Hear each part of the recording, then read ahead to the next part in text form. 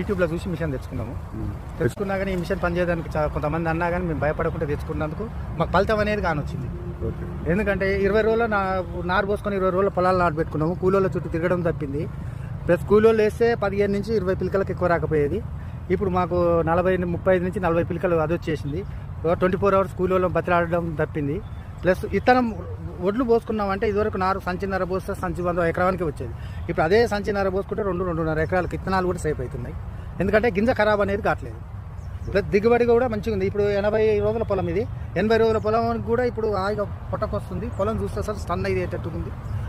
రాబోయే కాలంలో ప్రతి రైతుకు కూడా ఈ కూలోళ్ళతో తట్టుకోలేకనైనా కూలోళ్ళతో తిరగకుండా ఈ మిషన్ తెచ్చుకొని తమాషగా సుఖంగా నాటేసుకొని ఇంట్లో పెట్టుకుంటే, ట్రాక్టర్ ఎలా కొనుక్కుంటూ అలా కొనుక్కొని ఇంట్లో పెట్టుకుంటే రైతుకు చాలా బెటర్.